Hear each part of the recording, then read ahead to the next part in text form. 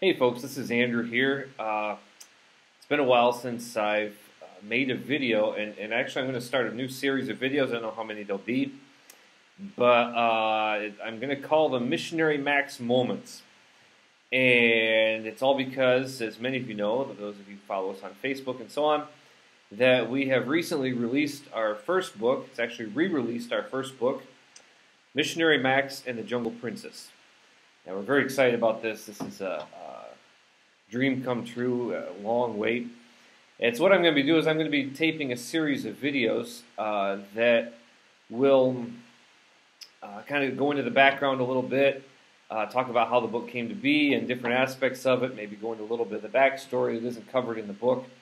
Hopefully it'll be interesting for those of you who've read the book and informative for you if you haven't actually read the book yet, but you can, maybe you're making a decision, do I buy it or do I not? Well, hopefully this will tip you over the edge and you'll buy it.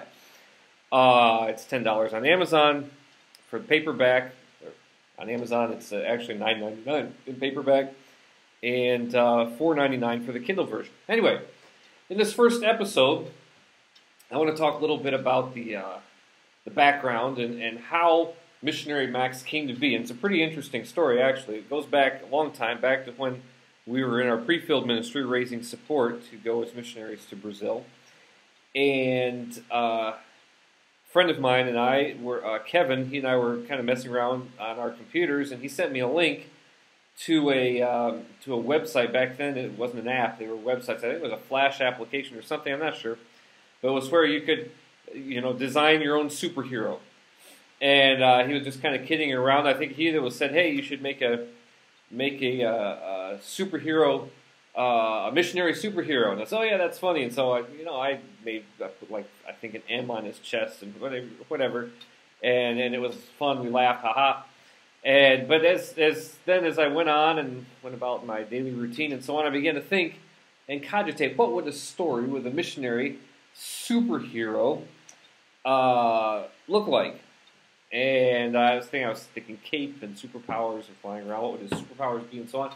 And the idea kept going around in my head, and I actually thought through kind of a backstory for it, and I actually got to the point of before we got to the field in Brazil, actually writing out a couple chapters. But I could never really come up with a consistent backstory. There are always all kinds of problems. What is he doing in real life, and then by day he's what, and then by night he's a missionary, and how does that work? And I never could make it go in my head, never could make the story flow. Well, I forgot all about it for a while because we were obviously very busy transitioning from the United States to Brazil, transitioning to ministry there, and once we got there, ministry took up all of our time, and I remember one day there in Brazil, I was watching a documentary, and the documentary was on the missionary. It was on the Indiana Jones series. It was kind of a documentary about that whole thing, and the whole series of movies. The first films, starring Harrison Ford, and I remember one of the things that they mentioned was that the Indiana Jones movies made an impact on a generation of young people. Especially, there was a generation of boys that took up archaeology. And at that point, my ears kind of picked up, and I thought, wow. Because I know a few archaeologists, and they will tell you to a man that their profession is almost nothing like Indiana Jones. But Indiana Jones was able to glamorize and for want of a better word, to romanticize that profession to the extent that a whole generation of boys took up archaeology as something that would a career path, for them. And I thought, well, mission life is far and away more exciting, more full of adventure than archaeology, at least from what I hear from my archaeologist friends who spend a lot of time cleaning off stones and shards of pottery. So I thought, why doesn't missions, if the archaeologists get their own action hero, why doesn't missions get its own action hero? And at that point it clicked. And the whole thing with with Missionary Man, which I think was my name for the superhero back then. And it came back, but just that he changed, and now he wasn't a superhero. Now he was more of an action hero, like Indiana Jones. And so I began to think of this guy who maybe had a, to borrow the phrase from the movie, maybe had a very specific set of skills, and suddenly found himself on the mission field, maybe kind of not actually thinking about being a missionary, but all of a sudden he's there and finds that he's been placed exactly where his unique set of skills are needed. And from that point, as that story began to roll, I began to really think on that, and I found myself thinking about this a lot. I was very busy at the time, and I thought, well, that'll be a writing project for the future, and I think it was my wife. I'm not sure, but that I was talking about this, and I think it was her that she said, you know, if you keep saying it's in the future, you're never going to do it. Sometime it's going to have to be now. And here, oh yeah. And so, and my wife very graciously freed me up during that time for most Fridays. And so I would take Fridays, and I would go and I would go down to, because I discovered that when I write, I have to be where there's no distractions, where people aren't needing me for anything. And so obviously at home that was not the case, and at the seminary where we were working, if I was there, then people would actually be coming and wanting some of my time.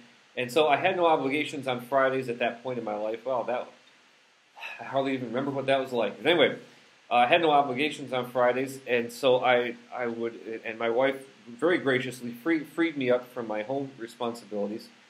And so I was able to go down to a little bakery called Pão e Companhia. That means bread and company. It's like a bakery, but they have like a coffee shop, a little place where you can eat in. And I would sit there, plug in my computer, and just write from dawn till dusk. And that was beautiful. And the story just started to flow. You know, I go through times where, oh man, I'm not sure what's going to happen here. And I go write something else, and then another part, and then come back, and it would just flow. And I remember, especially getting into the last chapters, I mean, I was just typing furiously. The people around me were looking at me like, what's he up to? And I just, you know, they would come up, do you want anything? Oh, yeah. They'd bring me a Coke, and I'd just keep going. And finally, I remember I hit the last period, the last sentence, and I went. And the first thing I did, I put in my pen drive in my computer, and transferred it, and got up and paid my bill, and went to the nearest bookstore in Brazil, like the bookstores, the stationery stores. They'll print stuff out, and I had them print and make and how do you say it in English? Make it into a notebook form, into book form. The very first manuscript for Missionary Max. That was such a great day. And so then I started reading through it and editing it, and I decided what I would do is I would put it chapter by chapter on my website to see if people actually liked it, because I liked it, but I wrote it, so I'm suspect. So I put it on, and people started to respond, and about that time, after I first started doing that, we went back to the United States for our first furlough. And we'd be visiting our supporting churches, and people would come up to me, hey, what happens next? Or, hey, that was a great chapter. Or, hey, what's going to, how's he going to get out of that scrape, And so that was really neat for people, that people were engaging that way. I decided to enter the manuscript in a contest offered by a big publishing house, where if you won, you were considered for a publishing deal. Did not win, so I was back to the drawing board. And at that point, a friend of mine referred me to a friend of his who worked for a publishing company. And so I submitted it to them, and they agreed to publish it as an ebook. And so it's first published as an ebook in three sections. And those three sections were published. The first was published before I think we left back for Brazil for our second term. Then the second two were published in succession after that. And that model of sales worked all right. It was a learning experience, I think, for them, for me. But in the contract, in our publishing contract, was a second book, actually with a total of 4 books. And so I started writing, and I finished. And about the time I finished the second manuscript, the company was sold to another company that then transferred it into a only self-publishing model. And so they offered me the chance to self-publish with them, and I looked at their offerings, and that didn't interest me at all. And so at that point, then I looked at different options, and I decided I would self-publish it myself, give myself full control, and so that's what we did. And it's been a long process. I actually went back and rewrote the book and expanded it a little bit, changed the backstory a little bit. If you've read the first book, in the second book, Missionary Max actually speaks Portuguese, and there's a whole interesting story of how he came to speak Portuguese before he actually got to the island of Cabrito. So if you've read the story before, you'll be interested in that and know how that works out. I'm not going to tell you here. And then and also one thing I forgot to mention, I want to go back. The name Missionary Max was kind of interesting. Because remember the superhero, he was Missionary Man. Well, then it had to be two M's. It had to be Missionary something that went with that. And so I went through and I got Missionary Matt, Missionary Mark,